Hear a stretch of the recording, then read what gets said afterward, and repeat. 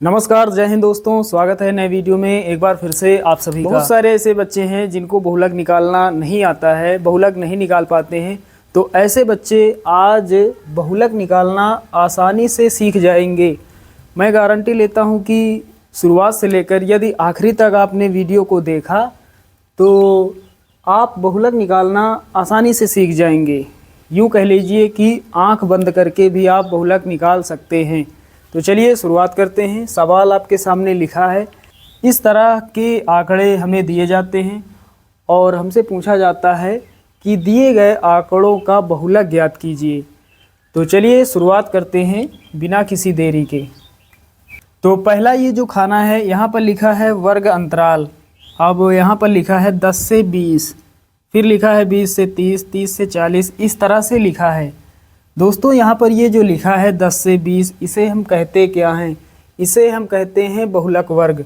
ये भी बहुलक वर्ग है, ये भी बहुलक वर्ग है, ये भी है, ये भी है, यानी ये सभी क्या हैं? बहुलक वर्ग हैं। अब आ जाते हैं दूसरे खाने में। इस खाने में ऊपर लिखा है बारंबारता। तो ये सभी क्या हैं? ये सभी बारंबारताएँ हैं।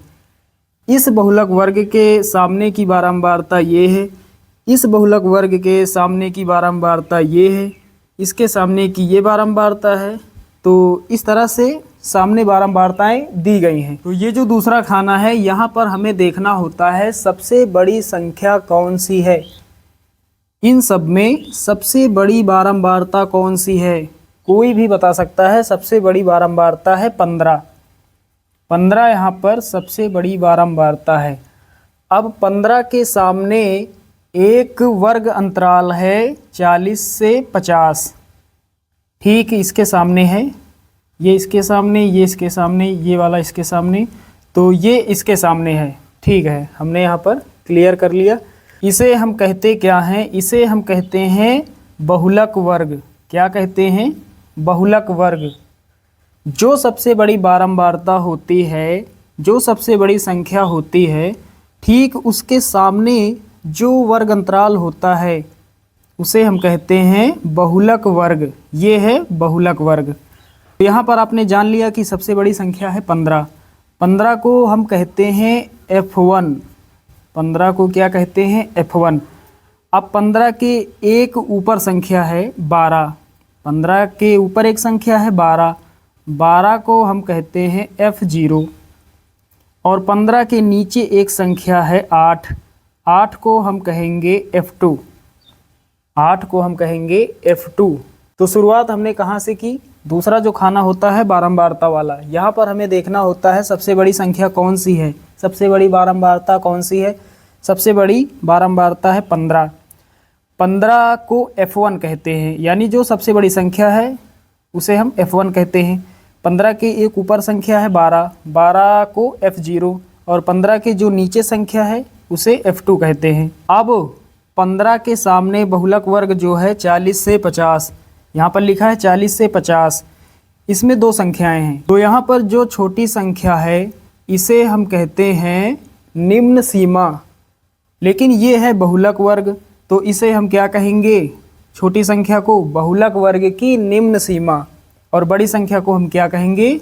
बहुलक वर्ग की उच्च सीमा। हमें सिर्फ निम्न सीमा से मतलब होता है। तो 40 यहाँ पर हो जाएगा निम्न सीमा, यानी L का मान कितना? 40 लिख लेते हैं।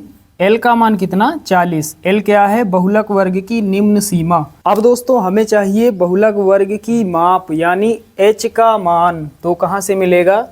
जो सबसे बड़ी संख्या है, सबसे बड़ी जो बारंबारता है, ठीक उस बारंबारता के सामने जो बहुलक वर्ग है, इसमें अंतर कितने का है? अंतर कितने का है? तो अंतर कैसे निकालेंगे? उच्च सीमा में निम्न सीमा को घटा देंगे, बड़ी संख्या में छोटी संख्या को घटा देंगे तो अंतर पता हो जाएगा। तो जितने का अंतर होगा बहुलक वर्ग में, वही H का मान हो जाएगा। यहाँ पर पहले लिखेंगे बहुलक वर्ग की माप।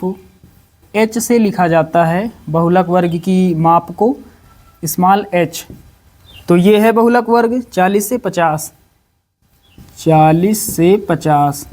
तो h का मान कितना हो जाएगा, उच्च सीमा में निम्न सीमा को घटा देंगे, बड़ी संख्या में छोटी को घटा देंगे, कितना बचेगा, 10 बचेगा। 50 में 40 घटाएंगे 10 बचेगा। तो बहुलक वर्ग में अंतर जितने का होता है वही h का मान होता है। अब दोस्तों क्या करेंगे, यहाँ पर सभी मान लिख लेते हैं। f0 लिख लेते हैं। f0 हमें प्राप्त हुआ है 12, f1 हमें प्राप्त हुआ है 15, उसके बाद f2 हमें प्राप्त हुआ है 8, और l क्या है, बहुलक वर्ग की निम्न सीमा। ये बहुलक वर्ग है, इसमें छोटी संख्या है 40 यानी निम्न सीमा। l का मान कितना, 40 हो जाएगा। हमने सारे मान एक स्थान पर लिख लिए हैं। अब हमें सूत्र लगा देना है क्योंकि सारा कुछ हमने कर लिया है। बहुलक बराबर l plus f1 minus f0 और इसी के बटे में 2f1, 2 into f1 minus f0 minus f2 और गुणा में होता है h, इतने के गुणा में होता है h, यहाँ लिख लेते हैं इंटू h। तो पहले है l यानी निम्न सीमा का मान कितना है, 40 लिखेंगे। उसके बाद प्लस लगाएंगे f1 कितना है, f1 है 15 माइनस f0 कितना है, 12 है। उसके बाद इसके बटे में यानी बटे का साइन लगाएंगे। अब 2f1 है, f1 का जो मान है उस मान का 2 से गुणा होगा। f1 का मान 15 है, यहाँ लिख लेते हैं 2 गुणा 15 माइनस f0 का मान कितना है, 12, ऊपर लिखा है 12, f0 12 लिखेंगे माइनस f2 कितना है, 8 लिखेंगे और गुणा में कितना है h क्या है, बहुलक वर्ग की माप, h का मान कितना, 10। आगे सॉल्व करते हैं। पहले 40 लिखेंगे, प्लस लगाएंगे, 15 में घटाएंगे 12, कितना बचेगा, 3 बचेगा, बटे का साइन, 15 गुणा 2, 15 दूना 30 लिखेंगे, माइनस का 12 माइनस का 8, माइनस का कितना हो जाएगा, माइनस का 20 हो जाएगा। तो माइनस का 20 हो जाएगा। एक समान चिन्हों वाली संख्याएं जुड़ जाती हैं और चिन्ह वही रहता है, ये आपको पता होगा। तो माइनस आगे रहेगा, 12 और 8 20 हो जाएगा, और गुणा में कितना, 10, गुणा में 10।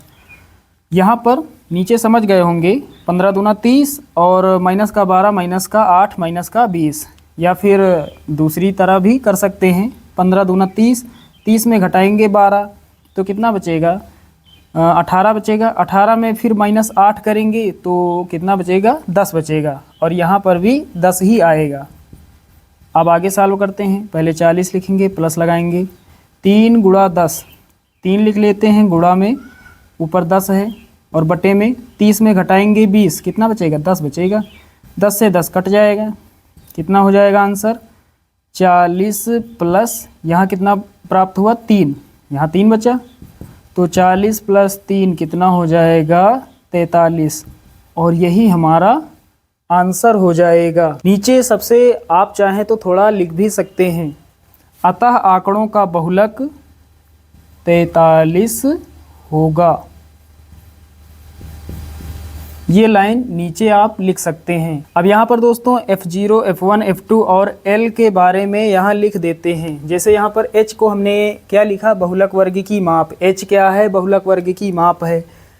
उसी प्रकार f0 क्या है, f1 क्या है, f2 क्या है, l क्या है, तो यहाँ सभी के बारे में लिख लेते हैं। l क्या है, l है बहुलक वर्ग की निम्न सीमा। तो l का मतलब समझ गए होंगे, बहुलक वर्ग की निम्न सीमा। उसके बाद f0, अब यहाँ थोड़ा समझ लेते हैं। तो f0 को हम क्या कहेंगे, बहुलक वर्ग के ठीक पहले यानी ऊपर, बहुलक वर्ग के ठीक पहले वर्ग की बारंबारता। तो f0 को क्या कहेंगे, बहुलक वर्ग के ठीक पहले वर्ग की बारंबारता। बहुलक वर्ग के ठीक पहले वर्ग की बारंबारता। इसी प्रकार दोस्तों F2 को हम लिख सकते हैं बहुलक वर्ग के ठीक बाद, बहुलक वर्ग के ठीक बाद वर्ग की बारंबारता, बहुलक वर्ग के ठीक बाद वर्ग की बारंबारता, ये हम लिख सकते हैं F2 को। तो यहाँ पर दोस्तों हमने लिख दिया ताकि आपको ज़्यादा दिक्कत हो ना। F2 को हमने लिखा बहुलक वर्ग के ठीक बाद वर्ग की बारंबारता।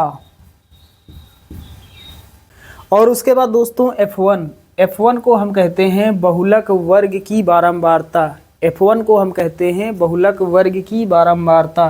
तो साथियों यहाँ पर आप सभी लोग समझ गए होंगे कि इन्हें कहते क्या हैं, H को क्या कहते हैं, F0 को क्या कहते हैं, F1 को क्या कहते हैं, F2 को क्या कहते हैं और L को क्या कहते हैं।